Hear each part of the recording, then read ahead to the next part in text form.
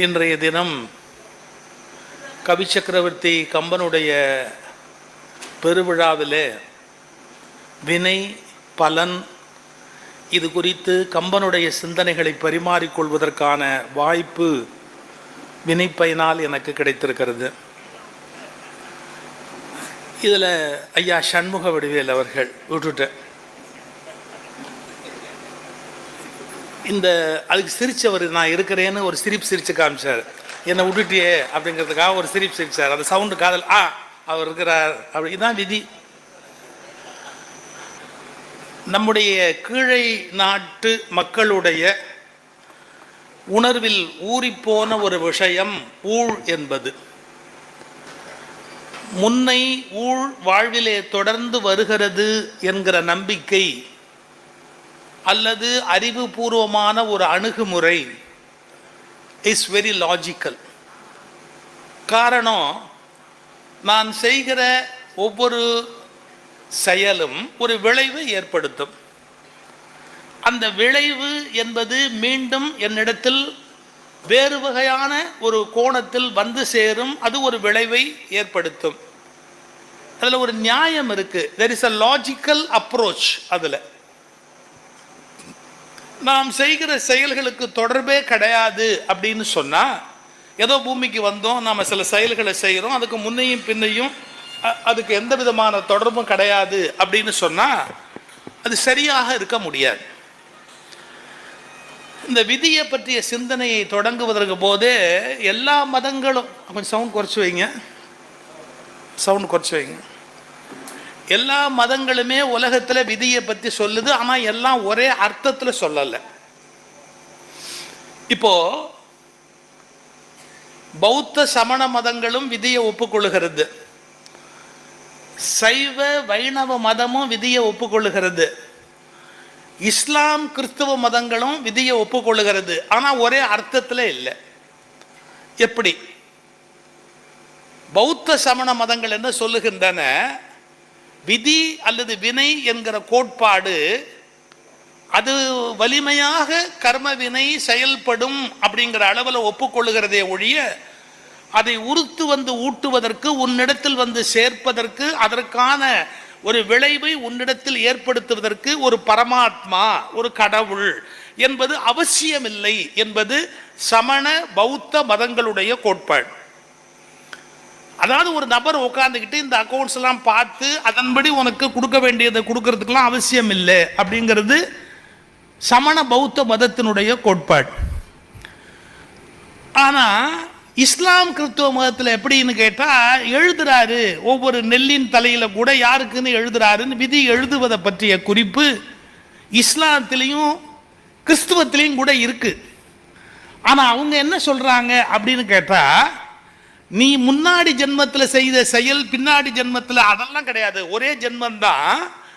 அதனால அது இறைவனா பார்த்து எழுதுவது. இப்போ இறைவனா பார்த்து ஒருத்தரை எம்பியா எழுதுவார், இறைவனா பார்த்து ஒருத்தரை எதிர்கட்சி எம்பியா எழுதுவார். இறைவனா பார்த்து ஒருத்தரை பார்வை இல்லாதவராக படைப்பார், இறைவனா பார்த்து ஒருத்தரை 3 கண்ணோட படைப்பார். நோபடி கேன் கொஸ்டின் ஹிம் அப்படிங்கிறது கிறிஸ்துவ இஸ்லாமிய கோட்பாடு. லாஜிக்கலாக அதை ஏற்றுக்கவே முடியாது. இப்போ நான் ஒன்று கேட்குறேன், எனக்கு விதி எழுதுறதுக்கு அவர் யாரு? Who is he?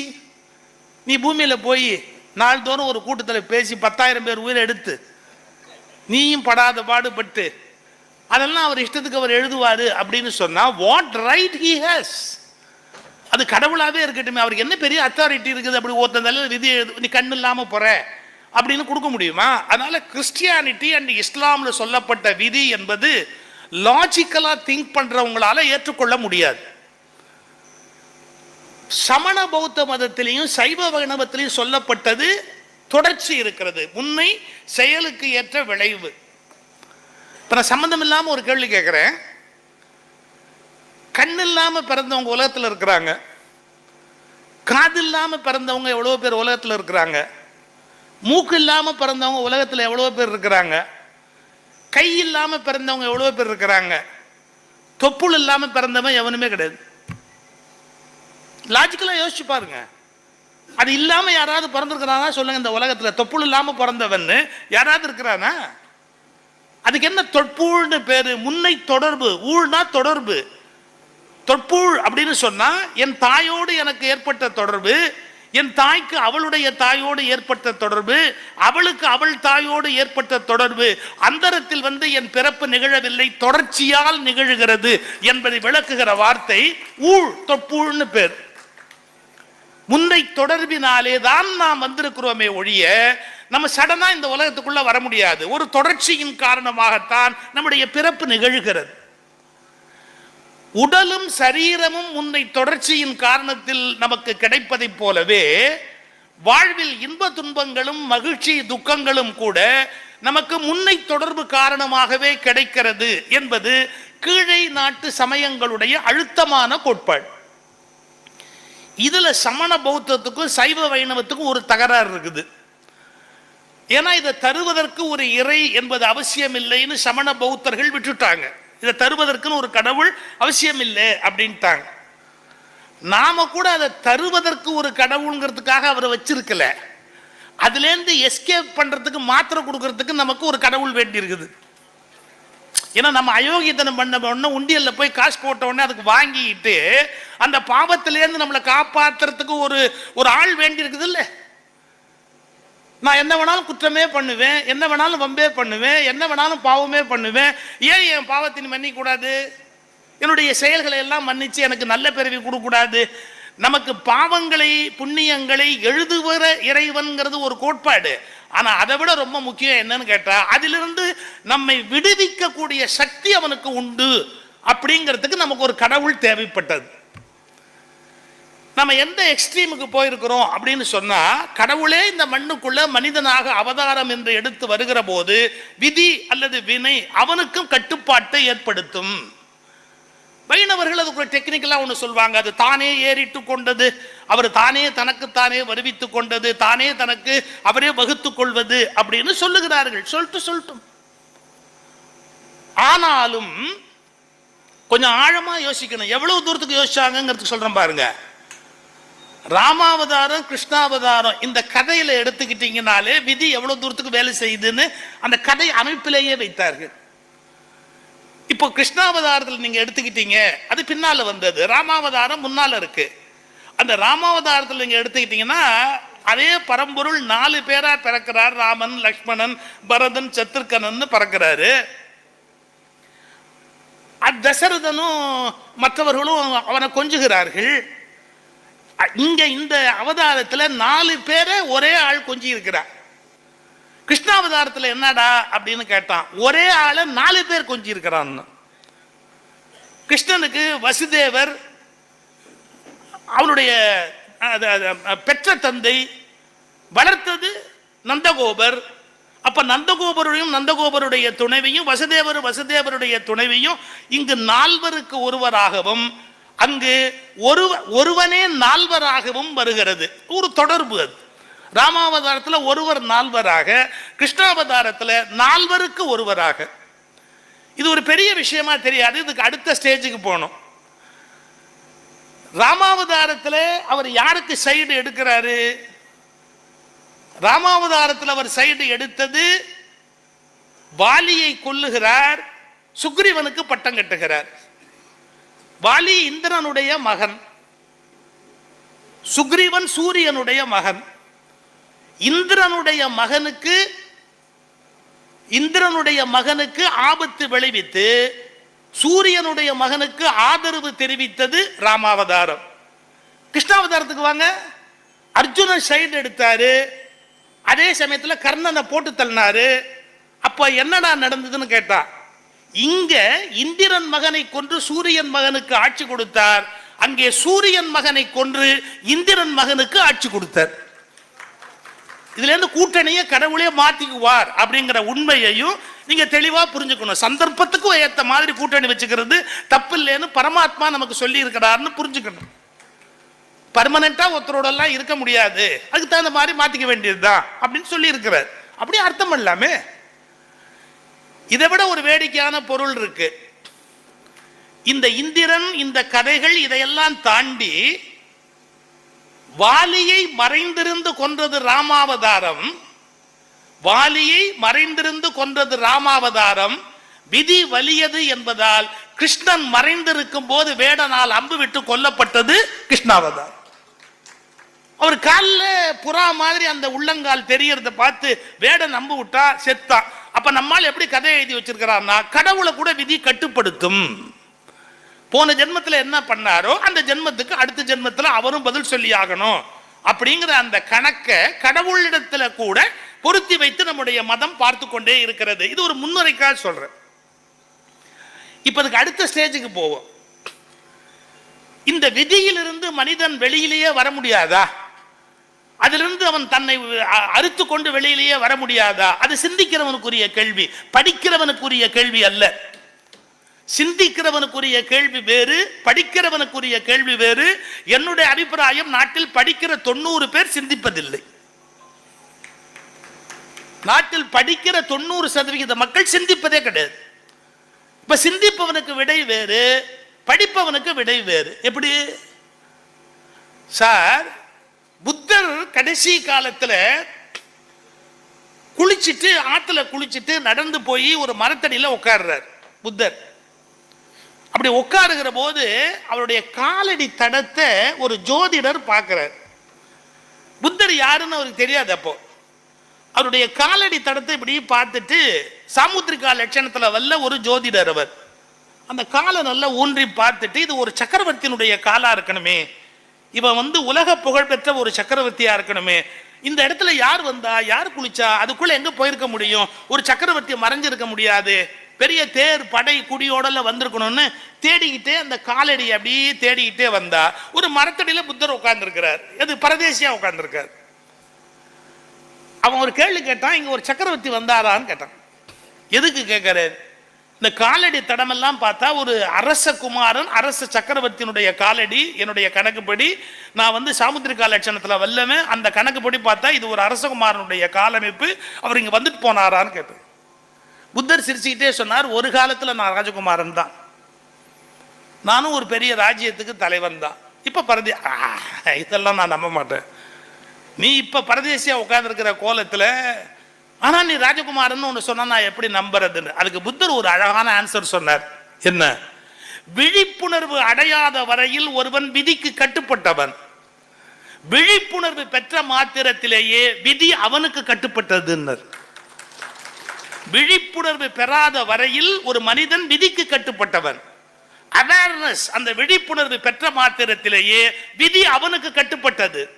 நான் விழிப்புணர்வு பெறுவதற்கு முன்பு ராஜகுமாரன், விழிப்புணர்வு பெற்ற பிறகு இந்த நிலையில் இருக்கிறேன். இந்த வேறுபாட்டை நீ புரிந்து கொள் அப்படின்னார்.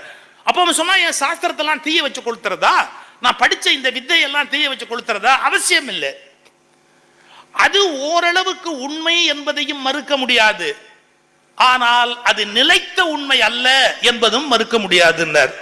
இந்த புரிதல் தான் சார் சமுதாயத்தில் பல பேருக்கு ஏற்படவில்லை. விதி என்பது உண்மை, அதில் எந்த விதமான சந்தேகமும் கிடையாது. ஆனால் அது முடிவான உண்மை அல்ல, நிலைத்த உண்மை அல்ல, அது மாறுதலுக்கு உட்பட்டது. இதை நோக்கிய பயணம் வாழ்க்கையில் நமக்கு இருக்கணும். It is a truth but not the ultimate truth. அதுதான் அதுக்கான முடிவு அப்படின்னு விதியை நம்ம சொல்ல முடியாது. ஒரு எல்லை வரையில் அது உண்மையா தெரியும். இந்த ஜோக் சொல்ல முடியாது.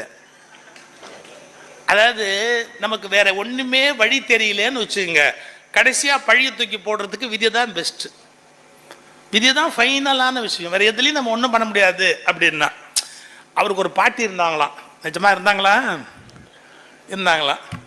அவங்க 95 வயசுக்கு அப்புறம் போயிட்டாங்களாம். அப்படி போனதுக்கு அப்புறம் துக்கம் விசாரிக்கிறதுக்கு எல்லாம் வருவோம் பார்த்தீங்களா, அது மாதிரி துக்கம் விசாரிக்கிறதுக்கு அன்னைக்கு விட்டுருங்க, அன்னைக்கெல்லாம் முடிஞ்சு போச்சு. எழுத்த வீட்டுக்காரன் மறுநாள் காலையில் வர்றான். ஏன்னா சில பேர் குளிக்கிறதுக்கு முன்னாடி யாராவது செத்து போனால் துக்கம் கேட்க வரமாட்டான்.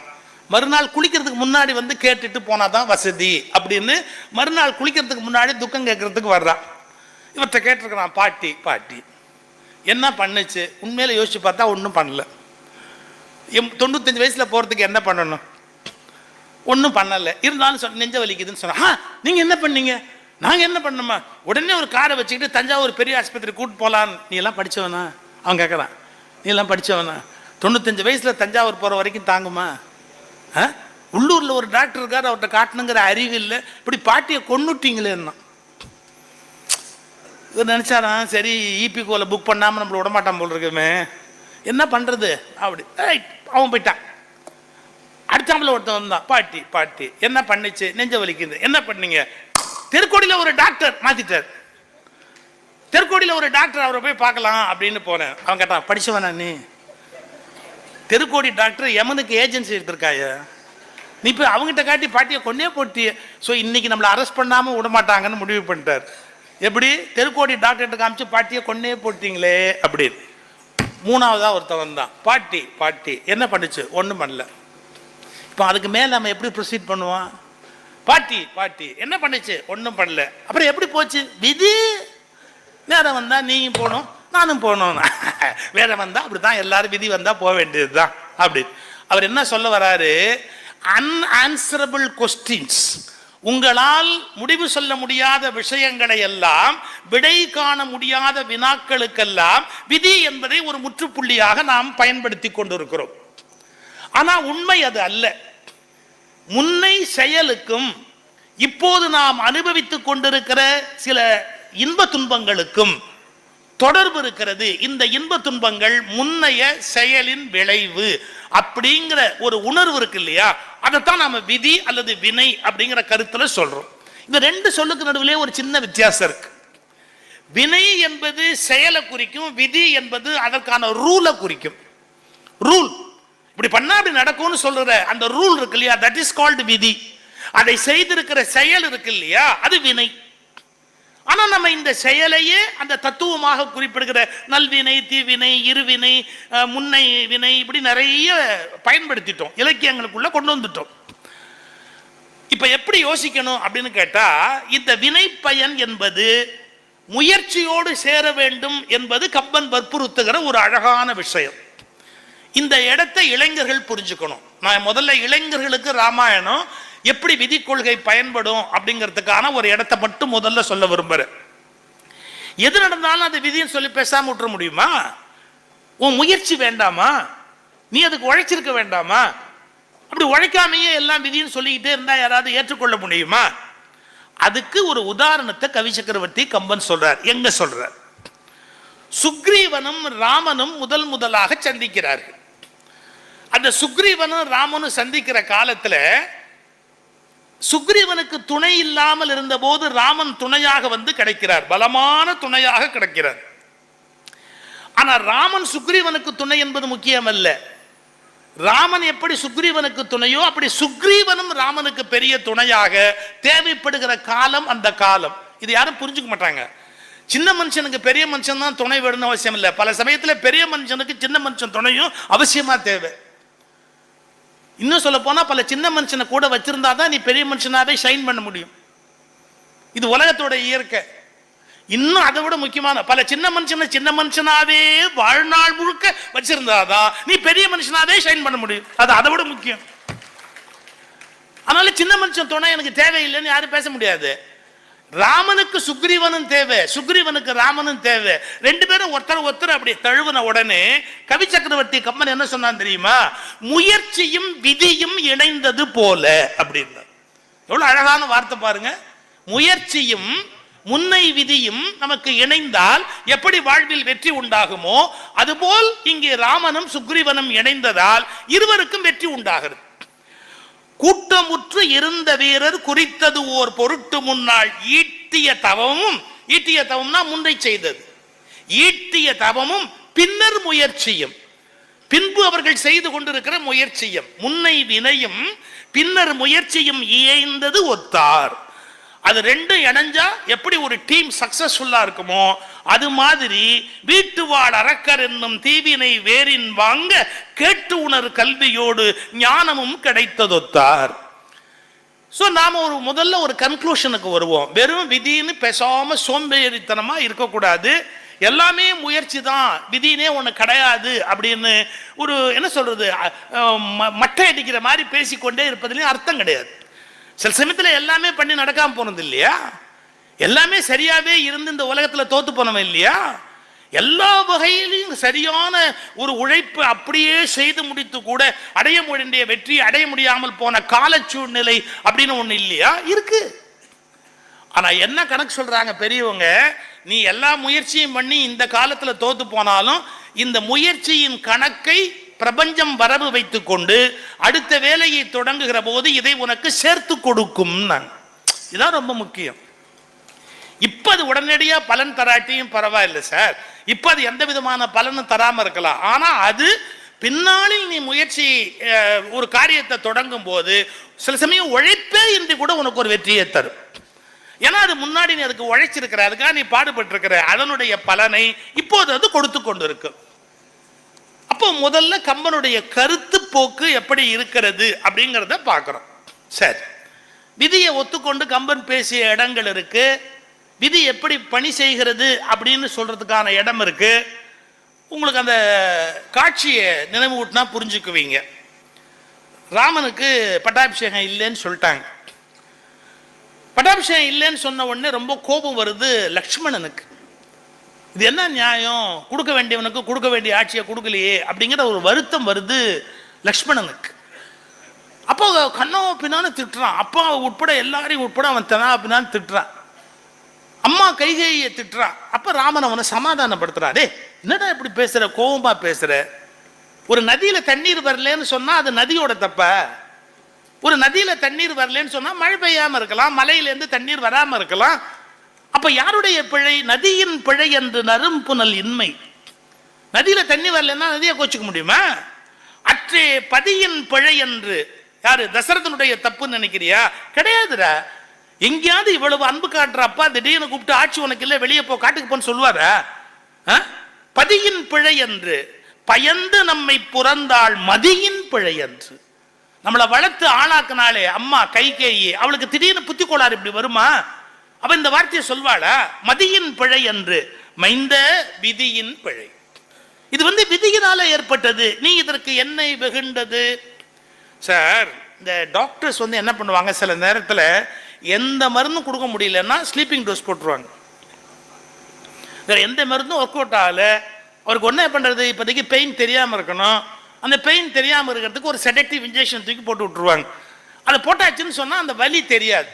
அது மாதிரி இந்த விதிங்கிற வார்த்தை இருக்கு பாருங்க, நமக்கு பல தோல்வியின் வலி தெரியாதபடி காப்பாற்றக்கூடிய மிக வலிமையான செடக்டிவ் இன்ஜெக்ஷன். அது என்ன பண்றது, எல்லாம் பண்ணிட்டோம், ஆனால் விதியை ஒன்றும் பண்ண முடியாது பார்த்தீங்களா அப்படின்னா, நம்ம லெவலுக்கு நம்ம எல்லாம் பண்ணிட்டோம், ஆனால் நமக்கு நேரம் சரியா வரல, அதோட முடிஞ்சு போச்சு. ஸோ அந்த விதியின் பிழை என்பது ஆறுதலுக்கான ஒரு வார்த்தையாக பயன்படுத்தப்படக்கூடியது. ஒருவரை அமைதிப்படுத்துவதற்காக பயன்படுத்துவதற்கு உரிய அருமையான ஒரு சொல்லாக அது கருதப்படுகிறது. இதுக்கேண்டா நீ கோவப்படுற, என்னை நீ வெகுண்டது, அந்த அந்த பாடம் மேல அப்படி கொஞ்சம் கொஞ்சமா வரும். ரமண மகரிஷி ஒரு வார்த்தை சொல்றாரு, நீ என்னை முயன்றாலும் நடப்பது தான் நடக்கும், நடக்காதது அப்படின்னு முடிவு பண்ணிட்டா அது என்னை முயன்றாலும் நடக்காது, இதுல நீ ஏன் பெருசா வருத்தப்பட்டுக்கிற அப்படின்னு ஒரு கேள்வி கேட்பார். அது ஞானம் வருவதற்கான ஒரு வழி. சரி, நம்ம என்ன முயற்சி வேணாலும் பண்ணாலும் நடக்கிறது மட்டும்தான் நடக்குமே ஒழி, அதுக்கு மேல ஒன்றும் நடக்காது அப்படின்ற ஒரு முடிவுக்கு வருவதற்கு துணையா இருக்கும். மன அமைதி, மன ஆறுதல், விடை காணாத வினாக்கள், அதற்கு விதி என்பது துணையா இருக்கும். அதை காட்டுகிறார். ராமன் ராஜ்யத்தை இழந்துட்டான். இழந்த ராமன் தன்னுடைய தாயாரை போக்குறான். அப்படி பார்க்க போகும்போது அவனுக்கு விதி நிற்கிறது என்று கம்பன் பாடுகிறார். எப்படி போறாரு அந்த இடம் உங்களுக்கு தெரியும். குழைக்கின்ற கவரியின்றி கொற்றவன் குடையும் இன்றி இழைக்கின்ற விதி முன் செல்ல. விதி முன்னாடி போதும், இழைக்கின்ற விதி முன் செல்ல. பின்னால அப்படியே நெஞ்சில் அடிச்சுக்கிட்டு ஒண்ணு போகுது, தர்மம் பின் இறங்கி ஏக. பின்னாடி நின்று அழுது கொண்டே போகிறது தர்மம். ஐயோ, ராமன் காட்டுக்கு போக வேண்டி இருக்குது, எவ்வளவு தவறு எவ்வளவு தவறு, நல்லவர்கள் துன்பப்பட வேண்டி இருக்கிறது. அந்த கருத்துல குழைக்கின்ற கவரியின்றி கொற்றவெண் குடையுமின்றி இழைக்கின்ற விதி முன் செல்ல தர்மம் பின் இறங்கியேக மழைக்குன்ற மனையான் மௌலி கவித்தனன் வரும் வரும் என்று தழைக்கின்ற உள்ளத்தாள் முன் ஒரு தமியன் சென்றான். தனி ஆளா போய் நிற்கிறார் ராமன். இது ஒரு நேரேட்டிவ் டிஸ்கிரிப்ஷன்.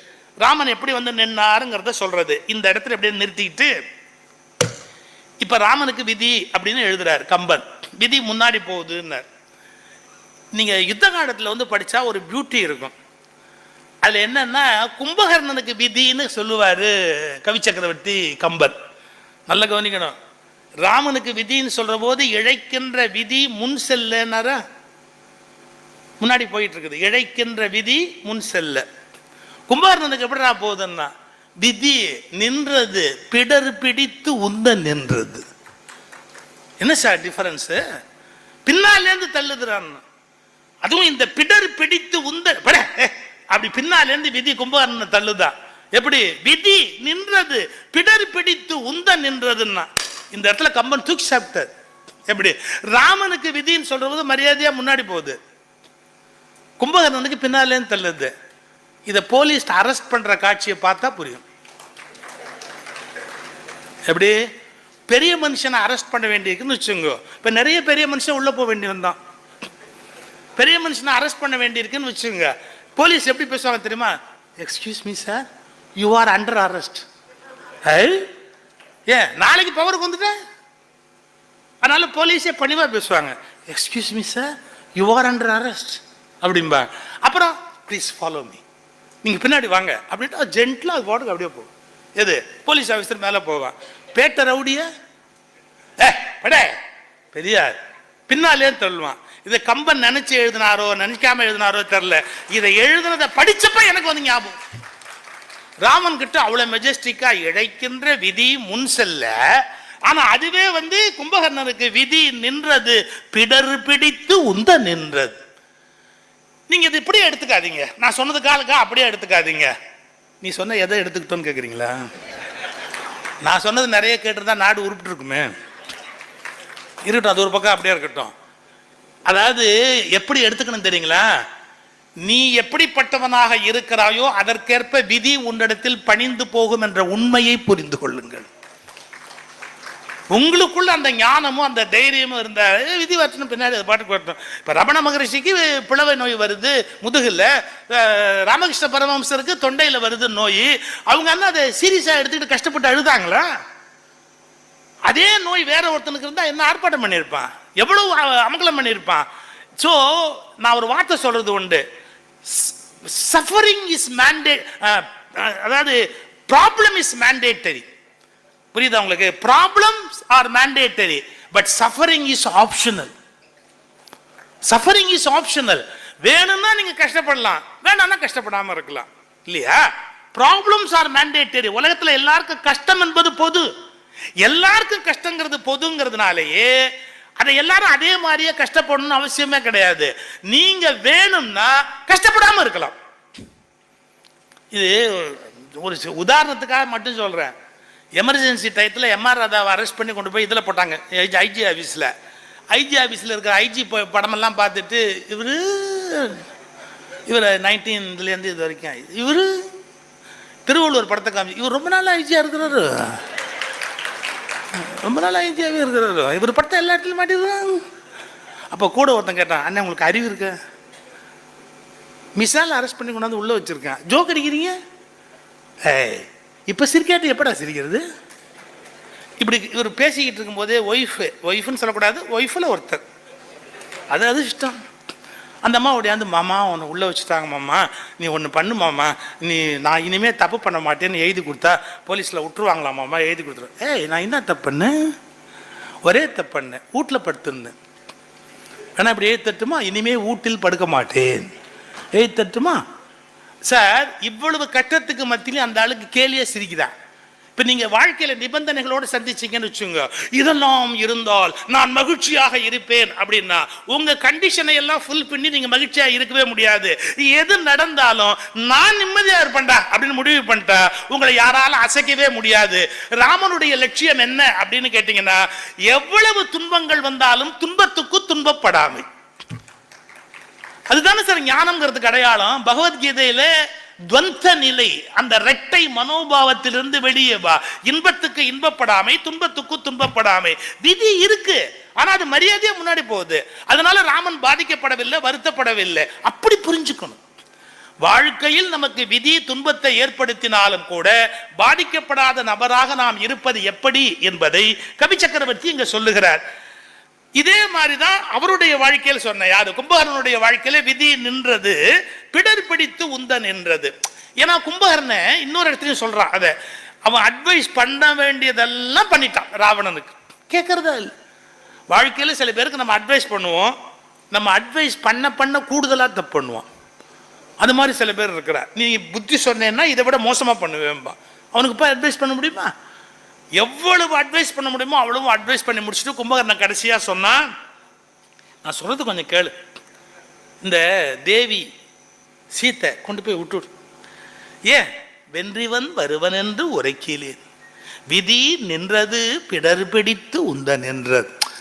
அந்த இந்த இந்த ஒரு வரியை மட்டும் சொன்னா, அதுக்கு முந்தின வரியை நீங்க இப்ப பார்க்கணும். வென்றிவன் வருவன் என்று உரைக்கிலேன், நான் கண்டிப்பா ஜெயிச்சுட்டு வருவேன்னு சொல்ல முடியாது.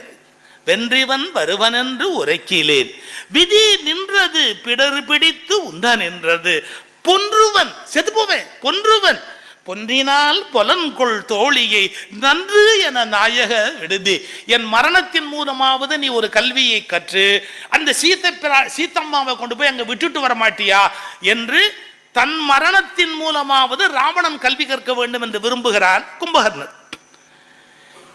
இப்போ ஒரு ஒரு சூழ்நிலை அது ராமனுக்கு எப்படி இருந்தது, இவனுக்கு கும்பகர்ணனுக்கு எப்படி இருந்தது என்பதை படம் பிடித்து காட்டுகிறார் கவி சக்கரவர்த்தி கம்பர்.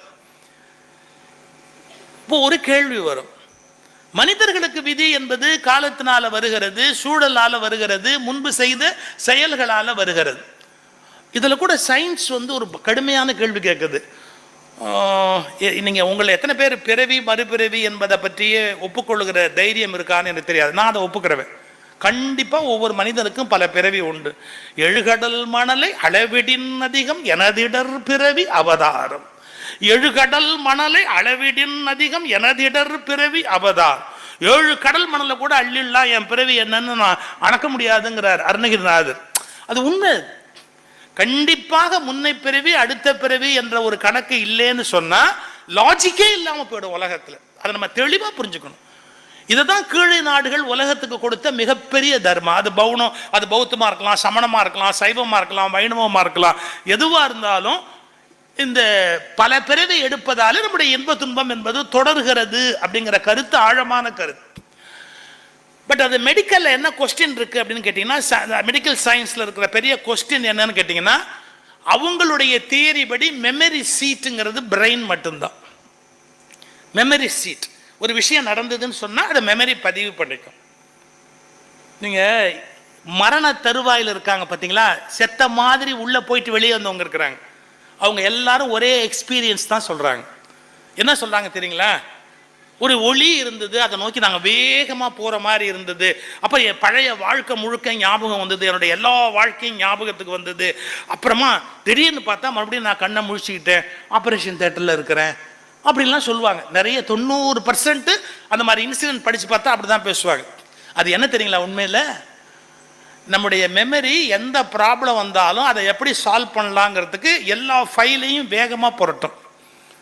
இதே மாதிரியான ப்ராப்ளம் ஏற்பட்ட போது நான் எப்படி சால்வ் பண்ணேன் அப்படிங்கிறதுக்காக நம்முடைய மெமரி என்ன பண்ணும், வேற முன்னாடி என்ன நடந்தது, முன்னாடி என்ன நடந்தது, முன்னாடி என்ன நடந்தது, அது மாதிரியான ஒரு ஆபத்தை நான் எப்படி சந்திச்சேன், எப்படி சால்வ் பண்ணேன் அப்படின்னு மெமரி வேகமாக தேடும். இப்போ மரணம்ங்கிறது அது புதுசாக சந்திக்குது, அதை எப்படி சால்வ் பண்ணலான்னு அது எல்லா நினைவுகளையும் தேடும். இது வரைக்கும் வாழ்க்கையில் சந்திச்ச எல்லாத்தையும் கிட்டு தேடிக்கிட்டே வரும், இதுல ஏதாவது தீர்வு இருக்கா, இதுல ஏதாவது தீர்வு இருக்கா, இதுல ஏதாவது தீர்வு இருக்கா அப்படின்னு. அதனாலதான் மரணம் அடைகிற நிலையில போய் திரும்பி வெளியே வந்த எல்லாரும் ஒரே விஷயத்தை தான் நாரேட் பண்றாங்க சயின்ஸ்ல. சரி, இப்ப நம்முடைய மெடிக்கல் சயின்ஸ் படி மெமரியோட சீட், அதாவது நினைவு எண்ணங்களுடைய பதிவு என்பது மூளையில தான் இருக்குது அப்படிங்கிறான். ஒண்ணு நீங்க எரிச்சுடுறோம் சில சம்பிரதாயங்கள் படி, ஒண்ணு புதைச்சிடுறோம் இந்த பூமியில. அவன் எங்கேயோ யாரோ பிறக்கிறான், எப்படி இந்த மெமரி இருக்க முடியும்? ஏன்னா மெமரியினுடைய சீட் மூளை, அது இங்க பூமியில போயிடுச்சு, எரிச்சாச்சு. அப்ப எது கேரி பண்ணுச்சு? அப்பதான் நம்முடைய கருத்துக்கு வரும் ஆன்மான்னு ஒண்ணு. அந்த ஆன்மா ஒரு மெமரி சிப்புக்குள்ள எப்படி எல்லாத்தையும் உள்ள வச்சிருக்கோமோ, இப்போ இத்தனை ஜிபின்னு சொல்லி ஒரு சிப்ல வச்சிருக்கிறோம், அதே மாதிரி போன ஜென்மத்துல அதுக்கு முந்தின ஜென்மத்துல எல்லாம் பண்ணதை எத்தனை ஜிபியா இருந்தாலும் அதை ஒரு சின்ன சிப்பா உள்ள வச்சுக்கக்கூடிய சக்தி அந்த ஆன்மாவுக்கு இருக்கு. அது வச்சிருக்கு. அதனால்தான் அது அடுத்த உடம்பு போய் உட்கார்ந்த உடனே தன் இயல்புக்கு ஏற்ற விஷயங்களை அது தேடுகிறது. அது தன் இயல்புக்கு என்ன தேவையோ அதே மாதிரியா அது பிஹேவ் பண்ணுது. நீங்க மகாத்மா காந்தி உயிரோடு இருந்த காலத்திலேயே ஒரு சம்பவம் நடந்தது. ஒரு பையன் திடீர்னு என்ன கிளைம் பண்ணா, எனக்கு கல்யாணம் ஆயிடுச்சு, 7 வயசு, என் மனைவி பேரு இது, இந்த ஊர்ல எனக்கு சொத்து இருக்கு, கடை இருக்கு, இந்த ஊர்ல எனக்கு குழந்தை இருக்கு, நான் அங்க போகணும். 7 வயசு அந்த பையனுக்கு. வீட்டில எல்லாம் முதல்ல பைத்தியம்னாங்க, விளையாட்டுக்கு சொல்லுதுன்னாங்க, என்னெல்லாமோ யோசிச்சாங்க. கடைசியில் அவங்க மாமா வந்தவர் இது என்ன பெரிய பிரச்சனையா இருக்கேன்னு, சரி இவன் சொல்றதெல்லாம் உண்மையானு பார்க்கலாம்னு இவனை விட்டுட்டு அந்த ஊருக்கு போனா அந்த தெரு இருக்கு. அந்த தெருவில் அவன் சொன்ன கடை இருக்கு. அந்த கடையில ஒரு பெண்மணி உட்கார்ந்துருக்கிறாங்க. உங்க கணவர் பேர் என்ன அப்படின்னு கேட்டா அவர் இறந்து போயிட்டாருங்க, ஆனா அவருடைய பேர் இதுன்னு சொல்றாங்க. அந்த பேர் தான் அந்த பையன் சொல்றான். அதுக்கப்புறம் இவனை அழைச்சிக்கிட்டு போறாங்க. அழைச்சிக்கிட்டு அந்த இடத்துக்கு போனா மனைவி இப்ப உயிரோட வளர்ந்து வயதானவங்களா இருக்கிறாங்க. இவன் சின்ன பையனா இருக்கிறான் 7 வயசுல. பெரிய பையன் பேர் சொல்லி அவனை கூப்பிடுங்கிறான். சின்ன பையன் பேர் சொல்லி அவனை கூப்பிடு அப்படிங்கிறான். எல்லாம் விளையாட போயிருக்கிறாங்க, கூப்பிடு அப்படிங்கிறான். இப்ப அவன் என்ன பண்ண முடியும்? இந்த வீட்லயும் சேர்க்க முடியாது, அந்த வீட்லயும் சேர்க்க முடியாது. அவனுக்கு நினைவு வந்துருச்சு, பழைய நினைவுகள். இந்த வழக்கு மகாத்மா காந்தி கிட்டே போச்சு. அப்புறம் அவர் சொன்னார், சைக்காட்ரிஸ்ட் யாராவது பார்க்க சொல்லு, இந்த பையனுக்கு ஏதாவது பண்ண முடியுமா பார்க்க சொல்லு அப்படி. அது நீண்ட கதை, பெருசா போயிட்டே இருக்கும். இதை எதுக்கு சொல்ல வரேன்? ஒரு மனிதன் அடுத்த பிறவி எடுக்கிற போது நினைவு எங்கிருந்து வருகிறது? இதை எப்படி சொல்றாங்கன்னா, சில விஷயங்கள் நம்முடைய ஜீன்ல ப்ரோக்ராம்டு, நம்முடைய டிஎன்ஏ, நம்முடைய மரபு வழி வருகிற மரபணு இருக்குது இல்லையா, அதுல ப்ரோக்ராம், அதுலயே உட்காந்துருக்கும். அந்த கணக்கு அடுக்கி வச்ச கணக்குலயே அது கரெக்டா உட்காந்துருக்கும். இந்த மாதிரி விஷயத்துக்கு இப்படிதான் பிஹேவ் பண்ணுவோம், ஏன்னா இந்த மரபுல வந்திருக்கிறோம். நம்ம இந்த மாதிரி செய்தியை இப்படித்தான் ரியாக்ட் பண்ணுவோம், ஏன்னா நம்ம அதையே ரொம்ப காலமா செய்து பழகி இருக்கிறோம். இந்த மாதிரி விதி என்பது பெருவாரியா ஒவ்வொரு சந்தர்ப்பத்தில் ஒவ்வொரு இடத்துல வேலை செய்யும். ரைட், ரொம்ப முக்கியம். விதி எதை வாகனமாக பயன்படுத்தி கொண்டு வேலை செய்யும்னு கேட்டான். அது எக்ஸிகியூஷனுக்கு வரணும் இல்லை, செயலுக்கு வரணும் இல்லை. இதை ஒன்றை புரிஞ்சுக்கிட்டா நம்ம வாழ்க்கை நல்லா இருக்கும். விதி எந்த வழியாக வாழ்க்கையில் உங்களுக்கு செயலுக்கு வரும்னு கேட்டான். விதி உங்கள் கோபத்தின் மூலம்தான் உங்கள் வாழ்க்கையில் தலையிடும். நம்ம கோபப்படுறோம் பார்த்தீங்களா, கோபப்படுற போது சில வார்த்தை சொல்லுவோம் பார்த்தீங்களா, அது வழியாக தான் அது செயல்பாட்டுக்கு இறங்க வரும். ஸோ முனிவர்களும் ஞானிகளும் அந்த கோபத்தை அப்படியே கண்ட்ரோல் பண்ணிக்கிட்டே போக போக போக என்ன ஆகும்னா, அவங்க விதி இருக்கும் ஆனால் செயல்படாமல் இருக்கும். நீங்க கேட்பீங்க, அது எப்படி சார் விதி உள்ள இருக்கும் ஆனால் செயல்படாமல் இருக்கும்னு? இப்போ சில பழைய நாகரிகங்களை தோண்டி எடுக்கிற போது சில விதைகளை எடுக்கிறாங்க. பெரிய ஆச்சரியம், அந்த விதைகள் எல்லாம் 1000, 2000, 3000 வருஷத்துக்கு முந்தினதுன்னு சொல்றாங்க. ஆனா அந்த விதைகளை இப்ப முளைக்க போட்டா முளைக்குது. அந்த விதைகள் இப்ப முளைக்குது. அப்போ ஒரு விதைக்குள்ள தான் என்ன தாவரம் என்ற பதிவு உள்ள இருக்கு. விதை உறக்கம் என்று சொல்லப்படுகிற முறையில் அது உறங்கி கொண்டே இருக்கு. மறுபடியும் வாய்ப்பு கிடைச்ச உடனே அது முளைக்க ஆரம்பிச்சிருது. அதே மாதிரி நம்முடைய மனதில் பல எண்ணங்கள், நாம் பட்ட கோபதாபங்கள், காமம், விகாரம், பகை, இவை எல்லாம் உள்ள தங்கி இருக்கு. அது ஒரு குறிப்பிட்ட காலத்தில் அப்படியே வெளிப்படும். வாரியார் இந்த விதியை விளக்குறதுக்கு ஒரு இடம் விளக்குவார். அதாவது லக்ஷ்மணன் சூர்பனகையோட மூக்க அறுத்தான் பார்த்தீங்களா, அந்த அந்த மூக்க அறுத்த கதையை சொல்லிட்டு வாரியார் பழைய ஜென்மத்தை நினைவூட்டுவார். திருப்புகள் அந்த பாட்டு வருது, வீடனுடைய மூக்க, அந்த சூர்பனகை மூக்கறிந்தவன் அப்படின்னு அந்த இடம் வருது பார்த்தீங்களா. அதுக்கு விளக்கம் சொல்ற போது வாரியார் சொல்வார், போன ஜென்மத்தை நினைச்ச உடனே பாசம் வரும், இந்த ஜென்மத்தை நினைச்ச உடனே கோபம் வரும் அப்படின்னு அந்த கதைக்கு ஒரு விளக்கம் சொல்வார். அப்போ மனிதர்கள் கோபப்படுகிற காலத்தில் அவர்களுடைய விதி மேலோங்கி நிற்கிறது. கப்பன் சொன்னதெல்லாம் இருக்கட்டும், நம்ம லைஃபுக்கு ஒரு முக்கியமான மெசேஜை உள்வாங்கணும்னா நாம் சௌக்கியமாக இருக்கலாம். என்ன, நமக்கு இம்சை பண்ணுற சில பேரோட நம்ம ரொம்ப நாள் இருக்க வேண்டியிருக்கும். நமக்கு இம்சை பண்ணுற சில பேரோட, நான் ரொம்ப ஜாக்கிரதையாக சொல்கிறேன், நம்ம ரொம்ப நாள் இருக்க வேண்டியிருக்கும். அதெல்லாம் கரெக்ட் பண்ண ட்ரை பண்ணக்கூடாது, அதெல்லாம் மாற்றக்கூடாது, அதுக்கு திட்டக்கூடாது, சண்டை போடக்கூடாது. ரைட்டு, கணக்கு செட்டில் ஆகுது, திரும்பி விட்டோம்னா புரளாங்காயி மறுபடியும் எப்பாவது வரும், அதை விட பேசாமல் இருந்துட்டா பரவாயில்ல அப்படின்ட்டு அது காதிருந்து நம்ம செவிடாக இருந்துட்டோன்னு வச்சுக்கோங்க. சில சமயத்தில் பல இடங்களில் விதியிலேருந்து ஜெயிச்சு வெளியே வந்துடலாம். என்ன கண்ணா ஏதோ பேசிப்பாரு, நமக்கு என்ன வந்தது அப்படிங்கிற மாதிரி. சண்முடி இருக்காரு, எனக்கு அவர் சொல்லலைன்னா தூக்கம் வராது. திருச்சி சிவகுரு வீட்டில் கல்யாணம். சிவகுரு வீட்டு கல்யாணத்துக்கு நாங்கள் போயிருக்கும்போது மேலே சத்தம், பேண்டு சத்தம், ஒரே கூச்சல். நான் இவரும் பக்கத்தில் சோஃபாவில் ஒன்றா உட்காந்துருக்கோம். அப்போ அங்கேருந்து ஒருத்தர் வந்து நின்றுக்கிட்டு இவர்கிட்ட என்னமோ பேசுகிறார். ஒரு பயலுக்கும் காதில் விழாது. அந்த கூச்சலில் அவர் என்ன பேசுகிறாருன்னே காதில் விழாது. அவர் எப்படி ஏதோ பேசிக்கிட்டே இருந்தார். இவர் சண்முகவேலு இன்னும் தலையாட்டினார். நான் அவர் போன உடனே கேட்டேன். நான் அவர் ரொம்ப உரிமையாக எப்போவுமே விளையாடுவேன் அவர்கிட்ட மட்டும். ஓய், அவர் என்ன பேசினார்னு நீர் தலையாட்டினீர். அவர் என்ன பேசுனது காதில் கேட்காது. உம்ம பக்கத்தில் உட்கார்ந்தது எனக்கே காது கேட்கல. உம்ம காதை விட எந்த இளங்காது, உமக்கு ஏஜெட் காது.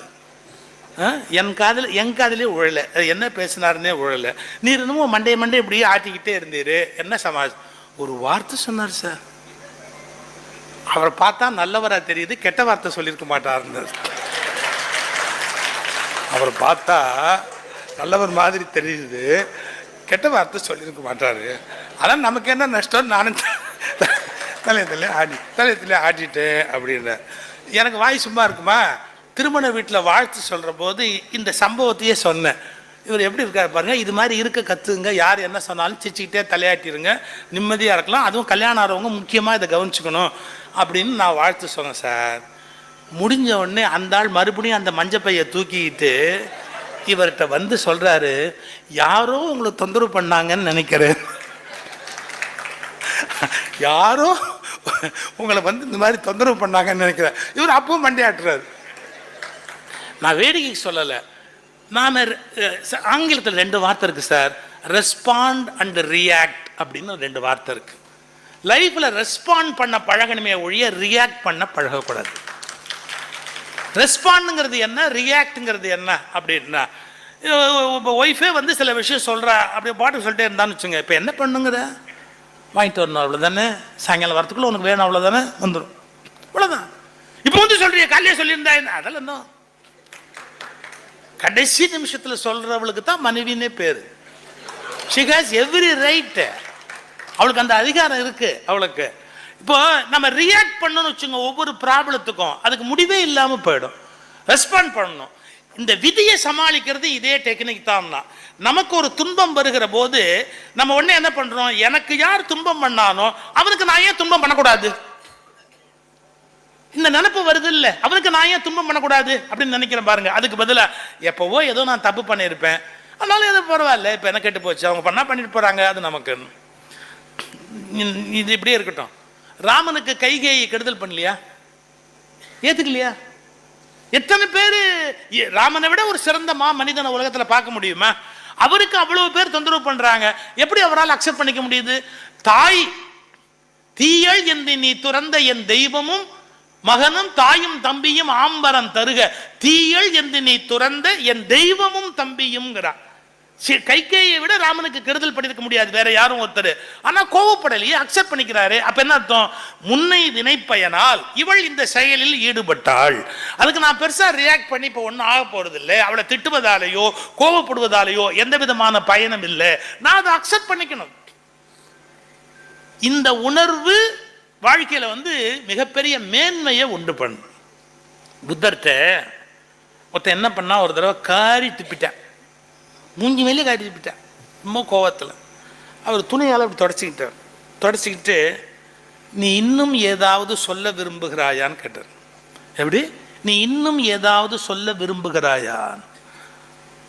அப்போ பக்கத்திலேயே ஆனந்தர்னு ஒரு சிஷ்யர், புத்தருக்கு ஆனந்தர்னு ஒரு சிஷ்யர் பக்கத்தில் நிற்கிறார். ஒன்று நல்லா தெரிஞ்சுக்கோங்க, எப்போவுமே என்லைட்டன்ட் சோலுக்கு பக்கத்திலேயே முட்டாள் நிற்பான். என்லைட்டன் சோலுக்கு கூடவே நிற்பான் பாருங்க, அடி மடையனா இருப்பான். அவர்கிட்ட அந்த பெற வேண்டிய ஞான கீற்று ஒளியை பெற்றிருக்கவே மாட்டான், கூடவே இருப்பான்.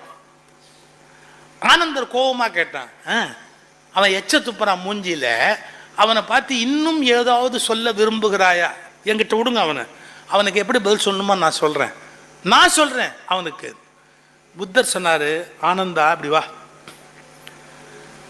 அவர் கோபத்தில் என்னை திட்ட நினைத்தார், அதற்கான வார்த்தைகளை தேடினார். அந்த கோபத்தை வெளிப்படுத்தக்கூடிய சொற்கள் எந்த மொழியிலும் இல்லை. மொழிகள் வறுமையானவை. எப்படி? மொழிகள் வறுமையானவை. அவர் கோபத்தை வெளிப்பேசுகிறவர்கள் பேசுவார்கள், ஆனால் அவர்களது மனசாட்சியே அவர்களை குத்திக் கொண்டே இருக்கும்.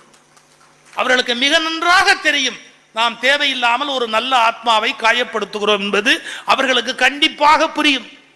அந்த மனசாட்சி கொல்லாம கொல்லும். ராத்திரி எல்லாம் அவனால் தூங்க முடியல. காலையில புத்தரை பார்த்து மன்னிப்பு கேட்கணும்னு நினைச்சான். புத்தர் குளிச்சுட்டு நதியில போய் அப்படி குளிச்சுட்டு அப்படி எந்திரிச்சு புத்தர் வெளியில வர்றாரு. அப்படி வரும்போது அந்த இடத்துக்கு அவன் ஓடி வந்து அப்படியே புத்தர் காலில் விழுந்து என்னை மன்னிச்சேன்னு சொல்லுங்க, என்னை மன்னிச்சேன்னு சொல்லுங்க, என்னை மன்னிச்சேன்னு சொல்லுங்க. வேற ஒருத்தர் என்ன சார் பண்ணுவாங்க? வேற ஒருத்தர் இந்த தினத்தந்தியை கூப்பிடுப்பா, இதை போட்டோ எடுத்து போட்டு சொல்லு, நேற்று காரி துப்புனவன் இன்னைக்கு காலில் விழுறான் பத்தியா, அதுதான் நம்ம பவர். நம்ம பவர் என்னன்னு உலகமே தெரிஞ்சுக்கிட்டோம். யூடியூப்ல எடுத்து போடுங்கப்பா. பார் காலில் விழுந்துட்டான் பார். புத்தர் அப்படிலாம் ஒன்றும் சொல்ல. அவன் காலில் விழுந்த உடனே ஆனந்தா அவர் இப்போதும் ஏதோ சொல்ல விரும்புகிறார். அதற்குரிய சொற்கள் மொழியில் இல்லாததால் இந்த காரியத்தை செய்து விட்டார். அது அவருடைய குற்றம் அல்ல, அது மொழியின் பிழை. அந்த மொழி ஊமையானது, மொழி வறுமையானது அப்படின்ட்டு காலை உருவிக்கிட்டு ஒண்ணுமே அதை பத்தி பேசாம நகர்ந்து போறார் புத்தர். அவன் கேட்டான், மன்னிச்சேன்னு ஒரு வார்த்தை சொல்லக்கூடாதா? நீங்க என்ன மன்னிச்சேன்னு ஒரு வார்த்தை சொல்லக்கூடாதா? அதுக்கு புத்தர் ஒரு பதில் சொன்னார் பார், நேற்று காரி துப்பிய அதே மனிதனா நீ?